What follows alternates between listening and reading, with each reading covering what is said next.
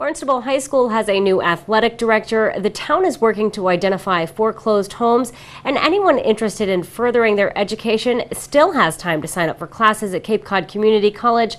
Details on this episode of Barnstable Today. It's Monday, August 5th, 2013. I'm Sarah Mannel.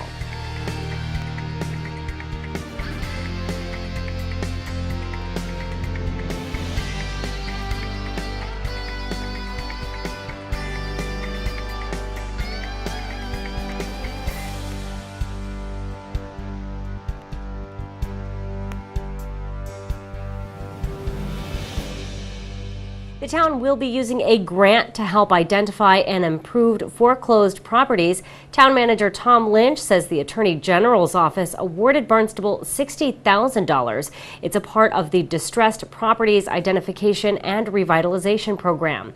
Town manager Tom Lynch sat down with Barnstable This Morning host Sarah Colvin to discuss the program. We're one of 21 towns that are going to be sharing in over $1 million, and we're going to be able to form a working group, and the purpose of the group is to try to identify distressed properties that are bank owned, or they have another term that they refer to here where it's real estate owned properties. So you'll see REO out there, and that's a term that identifies a certain type of property that has been foreclosed on or fallen into distressed nature, and it's hard to track and find out who's the responsible party on those. So as I say, we're going to be forming a working group. We'll identify those properties, and then we'll try to work with the Registry of Deeds and others to then get the owners to follow rules and regs to fix them up. So absolutely, and you know, not just an aesthetic, but also a safety, I would assume as well. Yes. You know, to make sure that people aren't breaking in, or perhaps you know,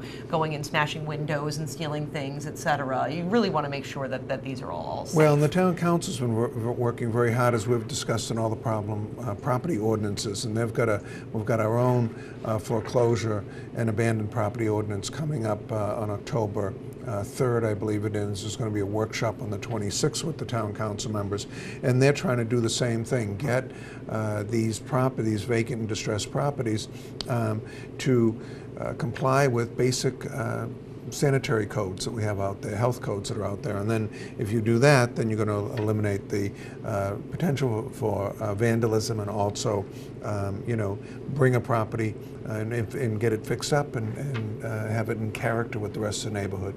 Absolutely. How big of a problem is that in town? Do we have a lot of these foreclosed, real estate owned, bank owned properties? We were able to come up with you know, 10 pretty quickly, and then we've narrowed. The working group is going to work to narrow that down. I think you'll see us honing in on just a few to start off with.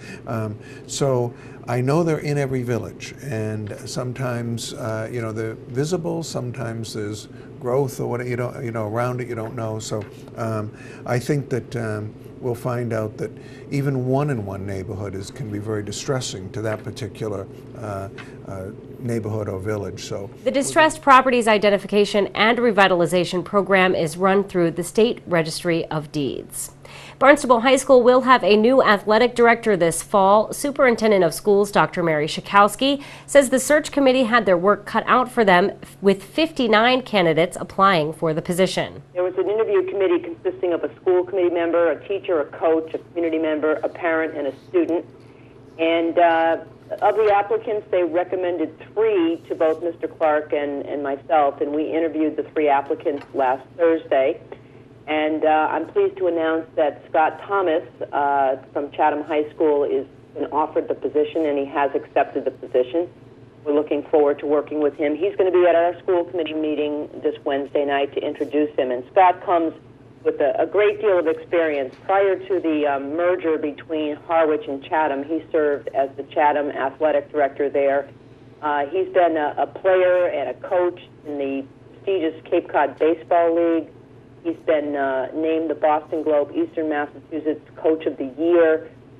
He has several awards and recognitions. He's been a longtime soccer coach, very successful. He has the National Interscholastic Athletic Administrators Association certification, as well as the MIAA certification. So he's very well accomplished, and he's really looking forward to starting. He's going to be attending our administrators retreat on August 12th and joining our leadership team. So we welcome him and looking forward to working with him.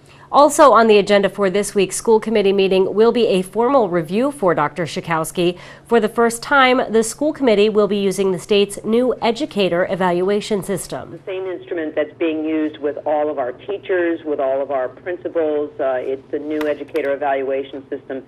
And it's the first time, the superintendent has always been interviewed in a public forum, but this is the first time the school committee will be using this instrument. And I have to say, you know, it's been a challenge. I think school committee members, unlike myself and principals, we have an opportunity to observe in various settings the people that we're evaluating. And I think the challenge with the school committee here, and we're hearing it across the state, that school committees, you know, don't evaluate in the same manner because they don't have the opportunity to be observing me in various settings. So this has been a little bit of a challenge, but I have to say Margot Weber, who is our co-chair, he was responsible for compiling all the results. So individual members had to complete the actual survey, the actual instrument first, and then Margot had to compile the results, and then the results will be shared and talked about as a draft at this Wednesday night's meeting, and then the formal evaluation, if there aren't any changes to the draft,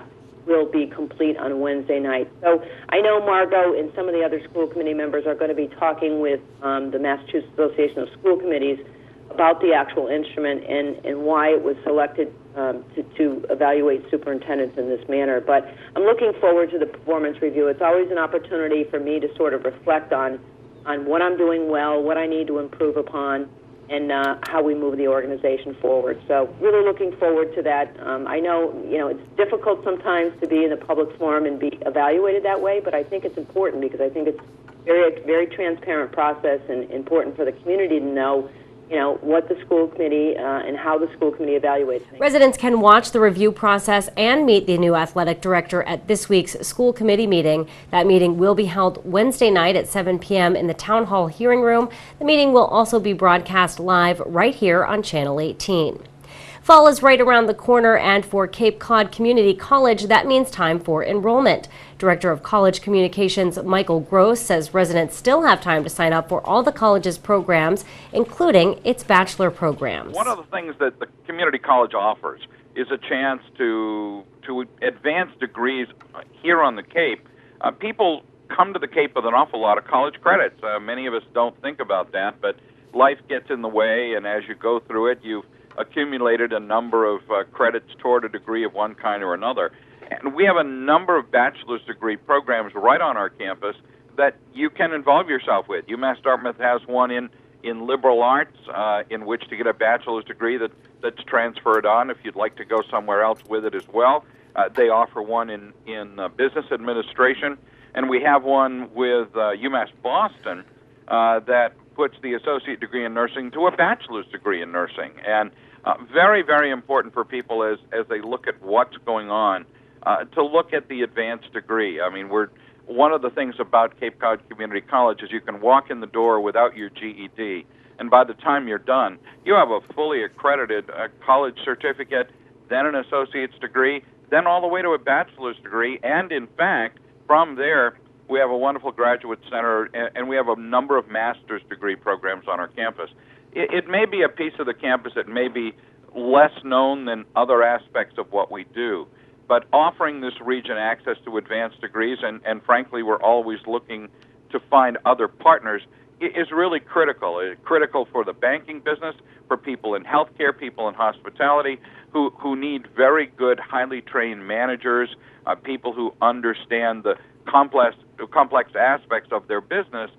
You can gain that knowledge and that certification and the academic degree right at Cape Cod Community College. Cape Cod Community College will host an information session about those advanced degrees on Wednesday afternoon in the South Building in room 106. The informal event is open to all and runs from 4:30 p.m. to 6 p.m. For Barnstable Today, I'm Sarah Mannel.